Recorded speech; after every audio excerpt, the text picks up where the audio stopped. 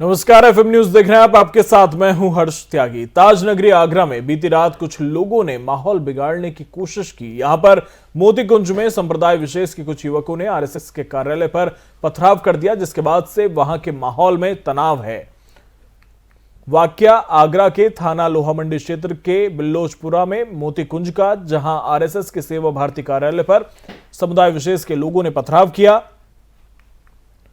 यहां कार्यालय के बाहर संप्रदाय विशेष के लोग शराब पी रहे थे। सेवा भारती के कार्यालय प्रभारी शिवम ने इन लोगों को शराब पीने से मना किया तो लोग बहस करने लगे। इसके बाद ये लोग कार्यालय के अंदर घुसे। इन लोगों ने कार्यालय में शिवम और 4 अन्य लोगों के साथ मारपीट की। इतना ही नहीं, पथराव भी किया। कार्यालय में तोड़फोड़ की, काफी नुकसान किया है। पीड़ित और उसके साथ ही मारपीट में चोटिल भी हो गए। एसएसपी सुधीर कुमार ने बताया कि आरएसएस कार्यकर्ताओं पर हमले के मामले में 40 से 50 अज्ञात लोगों के खिलाफ मामला दर्ज कर लिया है। पथराव किए जाने से 5 कार्यकर्ता घायल हुए हैं। आरोपियों के खिलाफ गैंगस्टर एक्ट और एनएसए के तहत कार्रवाई की जाएगी। चुनाव से अपराधी को चुनाव से मत जोड़ो। ये काम सपा बसपा कांग्रेस का है कि वो अपराधियों को बटोरते हैं अपने पक्ष में। अपराधियों को भारतीय जनता पार्टी लातों पर रखती है, पैर की नोक पर रखती है। और हम बता दें कि अपराधियों को कोई क्षमा मिलने वाली नहीं है। इनको दंड मिलेगा, कठोर दंड मिलेगा। आपको विश्वास करना चाहिए, समाज को विश्वास करना चाहिए। उत्तर प्रदेश में कानून का राज्य है। पुलिस को अपराधियों से निपटने की पूरी छूट है। ये सपा की गवर्नमेंट नहीं है, बसपा की गवर्नमेंट नहीं है कि अपराधियों में जात बिरादरी और मजहब देखा जाता था। ना इसमें जात देखी जाती है, ना बिरादरी देखी जाती है, ना मजहब देखा जाता है। जो अपराधी है वो अपराधी है, उसको कठोर दंड मिलेगा, ये सुनिश्चित है। कप्तान की तरफ से क्या आश्वासन दिया गया है, क्या मांगा? अरे मैं भारतीय जनता पार्टी का कार्यकर्ता हूँ। मैं कह रहा हूँ भारतीय जनता पार्टी के कार्यकर्ता के रूप में, ये योगी जी की सरकार है, ये भारतीय जनता पार्टी की सरकार है। पीड़ितों को न्याय मिलेगा, हर हाल में मिलेगा। चुनाव से अपराधी को चुनाव से मत। और आगरा से एफएम संवाददाता अमित शर्मा हमारे साथ जुड़ गए हैं। अमित, क्या कुछ अपडेट आपके पास? अभी तक क्या कुछ कार्रवाई पुलिस ने इस मामले में की है? मैं आपको यहाँ पे बता दूं कि कल रात का ये मामला था, संवेदनशील मामला था, जिसके बाद पुलिस हरकत में आई और करीब 50 से 60 अज्ञात लोगों के खिलाफ इस पूरे मामले में मुकदमा दर्ज किया गया है। फिलहाल 7 टीमें पुलिस ने गठित की है, जिसके बाद सुबह 10 लोगों की इस पूरे मामले में गिरफ्तारी संभव हो पाई है। फिलहाल पुलिस की अन्य टीमें लगातार अलग अलग जगह पे दबिश दे रही हैं। वीडियो और लोगों से पूछताछ के आधार पर जो अपराधी हैं उनकी पहचान सुनिश्चित की जा रही है। इसके बाद से अमित, अगर बात करें जिस तरह का ये पूरा मामला है, पथराव भी हुआ, अभी इस वक्त किस तरह का माहौल वहां पर है? क्योंकि दोनों पक्षों में आक्रोश ज्यादा था, लोग सड़कों पर थे। अभी क्या माहौल वहां पर है? पूरे प्रशासन ने गंभीरता के साथ इस पूरे मामले को निपटाया है। एहतियात के तौर पर पीएसी की पुड़ियां स्थान पे घटनास्थल पर तैनात कर दी गई हैं। इसके अलावा अभी तनावपूर्ण शांति है। फिलहाल जो सिचुएशन है वो अंडर कंट्रोल है। आगरा पुलिस की तरफ से काफी गंभीरता के साथ इस पूरे मामले को हैंडल किया जा रहा है। पुलिस की तरफ से अभी तक क्या कुछ प्रतिक्रिया है? वहीं अगर हम बात करें पीड़ित पक्ष की, यानी कि आरएसएस के जो वहां पर लोग थे, उनकी तरफ से क्या कुछ प्रतिक्रिया अभी तक सामने आ रही है?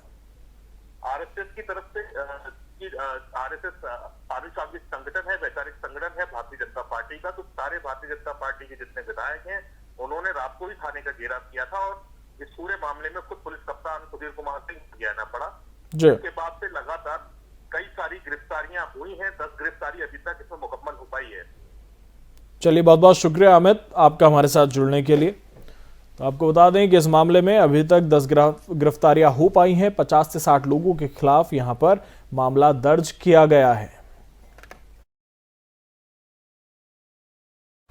कन्नौज के इत्र कारोबारी पीयूष जैन को टैक्स चोरी के आरोप में कानपुर से गिरफ्तार कर लिया गया। जीएसटी इंटेलिजेंस ने इस कार्रवाई को अंजाम दिया। आरोपी को आगे की कार्रवाई के लिए कानपुर से अहमदाबाद ले जाने की संभावना है। अब तक की छापेमारी के दौरान उनके पास से 257 करोड़ कैश और ज्वेलरी बरामद की गई है।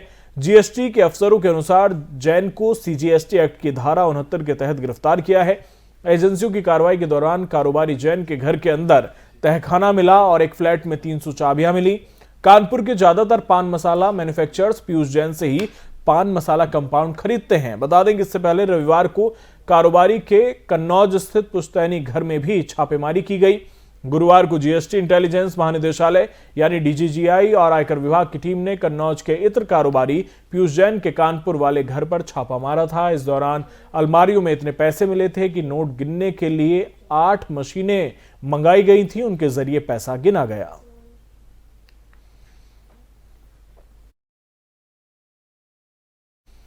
पीएम मोदी यूपी चुनाव से पहले मंगलवार को कानपुर के लोगों को मेट्रो की सौगात देंगे। पीएम मोदी का कानपुर दौरा काफी अहम माना जा रहा है। पीएम मोदी कानपुर के निराला नगर मैदान में भी रैली को संबोधित करेंगे। इसके साथ ही वो मेट्रो में बच्चों के साथ भी यात्रा कर उनसे अपने अनुभवों को साझा करेंगे। पीएम कानपुर में आईआईटी के 54वें दीक्षांत समारोह में शामिल होंगे और इसके बाद वो 11,076 करोड़ रुपए की कानपुर मेट्रो परियोजना का उद्घाटन करेंगे। पीएम मोदी मेट्रो में आईआईटी मेट्रो स्टेशन से गीतानगर स्टेशन तक का सफर भी करेंगे और निराला नगर मैदान से हरी झंडी दिखाएंगे। इसके साथ ही पीएम नरेंद्र मोदी मंगलवार को कानपुर में 12,600 करोड़ रुपए की परियोजनाओं का उद्घाटन भी करेंगे। पीएम मोदी का 10:15 पर कानपुर पहुंचने का कार्यक्रम है, फिर वो 2:30 बजे वापस दिल्ली के लिए रवाना हो जाएंगे। कानपुर मेट्रो के साथ ही पीएम मोदी कानपुर में बीना पनकी मल्टी प्रोडक्ट पाइपलाइन का भी उद्घाटन करेंगे। इस 356 किलोमीटर लंबी पाइपलाइन की क्षमता 345 मिलियन टन पेट्रोल और डीजल भेजने की है।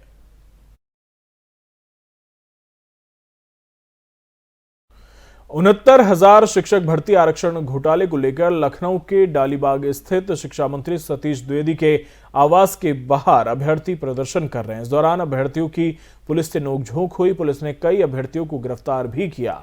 अभ्यर्थियों का कहना है कि शिक्षा विभाग ने सिर्फ 6,000 सीटों पर ही आरक्षण विसंगतियों को माना है, जबकि इस भर्ती में ओबीसी और एसटी वर्ग की 19,000 से अधिक सीटों पर आरक्षण में गड़बड़ी की गई है।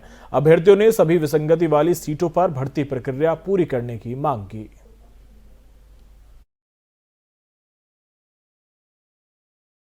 कांग्रेस की राष्ट्रीय महासचिव और उत्तर प्रदेश की प्रभारी प्रियंका गांधी वाड्रा अब 29 दिसंबर को फिरोजाबाद जनपद में आएंगी। वो सिरसागंज के गिरधारी इंटर कॉलेज मैदान में महिलाओं से सीधा संवाद करेंगी। कांग्रेस नेता कार्यक्रम को सफल बनाने की तैयारी में जुटे हैं। पहले प्रियंका गांधी का कार्यक्रम 28 दिसंबर को होना था। प्रदेश में होने वाले विधानसभा चुनाव को ध्यान में रखते हुए कांग्रेस की ओर से महिला संवाद कार्यक्रम आयोजित किए जा रहे हैं। इसके लिए पार्टी के राष्ट्रीय महासचिव और प्रदेश प्रभारी प्रियंका गांधी वाड्रा खुद जिलों में जाकर महिलाओं से भेंट कर रही हैं। सुहाग नगरी में 29 दिसंबर को महिला संवाद कार्यक्रम में शामिल होने के लिए वो आ रही हैं। स्थानीय कांग्रेसी नेताओं ने शहरी क्षेत्र के साथ साथ ग्रामीण अंचल के कॉलेजों से छात्राओं को ले जाने का लक्ष्य रखा है।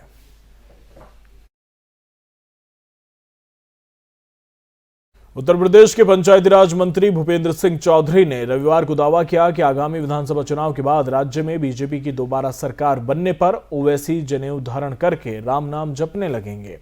चौधरी ने शामली में आयोजित युवा सम्मेलन को संबोधित करते हुए ये टिप्पणी की। चौधरी ने इस बयान के बारे में बताया कि मैंने सभा में मौजूद लोगों से कहा था कि अगर आप प्रदेश में एक बार फिर योगी आदित्यनाथ की सरकार बनवाते हैं तो ओवैसी जनेऊ धारण करते हुए नजर आएंगे और राम नाम का जाप करेंगे। सवाल पर कि उन्हें आखिर क्यों लगता है कि ओवैसी ऐसा करेंगे, चौधरी ने कहा कि हम अपना एजेंडा आगे बढ़ा रहे हैं। हमारे एजेंडे के मुताबिक अखिलेश यादव मंदिरों में जा रहे हैं और कांग्रेस नेता राहुल गांधी जनेऊ धारण करके हर किसी को अपना गोत्र बता रहे हैं। यह हमारी विचारधारा का प्रभाव है, जिसकी वजह से लोगों ने अपना अपना एजेंडा छोड़ दिया। राहुल गांधी जिनके परिवार के लोगों ने, जिनके पूर्वजों ने राम का, भगवान श्री राम के अस्तित्व को मानने से इंकार कर दिया था, वो जनेऊ डाले घूम रहे हैं और अपना गोत्र बता रहे हैं जी हम इस गोत्र से आते हैं। और चिंता मत करो, अगर अगली बार सरकार आएगी, आपका जैसा ही विश्वास है, स्नेह है, आपकी सक्रियता से लगता है, तो ये ओबीसी भी जनेऊ डाल के घूमेगा और अपना गोत्र बताएगा। आप चिंता मत बताएगा कि हमारे परिवारों के लोग भी 4-5 पीढ़ी पहले ब्राह्मण थे या क्षत्रिय थे। उत्तर प्रदेश, पंजाब, उत्तराखंड, गोवा और मणिपुर में होने वाले विधानसभा चुनाव को लेकर आज चुनाव आयोग एक बैठक करने जा रहा है। आयोग की यह बैठक बेहद ही महत्वपूर्ण मानी जा रही है, क्योंकि देश में कोरोना के नए वायरस ओमिक्रॉन के मामले हर दिन तेजी के साथ बढ़ते जा रहे हैं। आज होने वाली आयोग की बैठक में संभव है 5 राज्यों में चुनाव को लेकर कोई बड़ा ऐलान किया जा सकता है।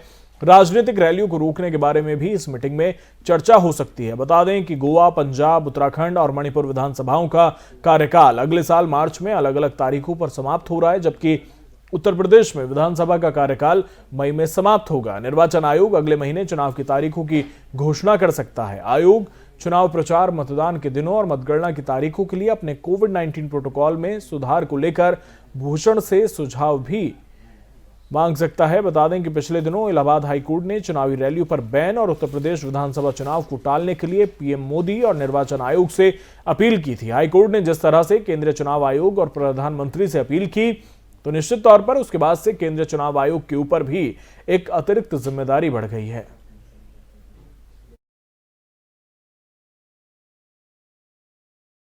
सपा के राष्ट्रीय अध्यक्ष अखिलेश यादव ने आरोप लगाया है कि बीजेपी की गलत नीतियों से देश की अर्थव्यवस्था चरमरा गई है। प्रधानमंत्री देश की अर्थव्यवस्था को $5 ट्रिलियन बनाने का सपना दिखा रहे हैं, लेकिन अब तक इस दिशा में कोई ठोस कदम नहीं उठाए गए। वो ये भी नहीं बताते कि अब तक देश कितने ट्रिलियन तक पहुंचा है। अखिलेश ने कहा कि बीजेपी सरकार से विपक्ष को बदनाम करने का षड्यंत्र रच रही है। सरकारी संस्थाओं के जरिए सरकार विपक्षी नेताओं को डराने की कोशिश कर रही है, लेकिन अब जनता भी उसकी सच्चाई जानने लगी है, इसलिए बीजेपी जन समस्याओं की चर्चा से भाग रही है। बिना सरकारी तंत्र के बीजेपी नेतृत्व अब आम जनता में जाने की हिम्मत नहीं जुटा पा रहा है। लोग महंगाई, बेरोजगारी, कानून व्यवस्था, गन्ना बकाया और किसानों की आय दोगुनी करने के वादे के साथ फसल का लाभप्रद मूल्य दिलाने को लेकर सवाल पूछ रहे हैं। बीजेपी राज में जनता को सिर्फ जिल्लत और परेशानियां ही मिली हैं। लोग भ्रष्टाचार से त्रस्त हैं, महिलाएं अपमानित और असुरक्षित महसूस करती हैं। आजमगढ़ में बीजेपी ने मुसलमानों को अछूत बना दिया। आज सभी लोग डरते हैं कि मुसलमानों को साथ खड़ा करने पर कहीं वोट बैंक न खिसक जाए। ये बात समाजवादी पार्टी के महाराष्ट्र इकाई के अध्यक्ष और विधायक अबू आसिम आजमी ने फैजल अहमद के घर पर मीडिया से कही। वो एक वैवाहिक समारोह में शामिल होने के लिए आए थे। उन्होंने कहा कि उत्तराखंड में धर्म संसद में हुए विवादित टिप्पणी पर कुछ लोग देश को बांटने का प्रयास कर रहे थे। देश में 15% मुसलमान और 85% हिंदू हैं। कोई ये नहीं कहेगा कि उन्हें एक दूसरे से खतरा है। बीजेपी के लोग झूठा प्रचार करके दोनों कौम को लड़ाने पर लगे हैं। ऐसा करने वालों पर मकोका के तहत कार्रवाई होनी चाहिए, क्योंकि वे संविधान के खिलाफ काम कर रहे हैं और एक समुदाय को टारगेट कर रहे हैं। भारतीय जनता पार्टी और माननीय योगी जी के नेतृत्व में जो आपके एजेंडे पर काम हुए, उस एजेंडे पे अब लोगों की स्थिति बदली है, लोगों की मन स्थिति बदली है। आपका जो कोर एजेंडे जुड़े विषय लोग उनकी तरफ बढ़ रहे हैं। आप देखना हो, अखिलेश यादव भी रायबरेली में हनुमान मंदिर में जा रहे हैं, दर्शन करके फोटो पोस्ट कर रहे हैं। राहुल गांधी भी कमीज पे अपने कुर्ते पे। भारतीय जनता पार्टी प्रतापगढ़ के आईटीआई मैदान पर आयोजित जिला स्तरीय युवा संसद में संबोधन के दौरान सांसद संगम लाल गुप्ता के बोल अचानक बदल गए। उन्होंने वहां मौजूद लोगों को संबोधित करते हुए कहा कि प्रतापगढ़ के लोग कहते हैं मैंने शिक्षा ग्रहण नहीं की है, लेकिन हमारा इतना आत्मविश्वास है कि कोई आईएएस या आईपीएस सामने बैठकर मुझसे बात नहीं कर सकता। अगर कोई आईएएस या आईपीएस मुझसे बात कर ले तो मैं सांसद पद से इस्तीफा दे दूंगा। वहीं सांसद के इस बयान का वीडियो सोशल मीडिया पर तेजी से वायरल हो रहा है।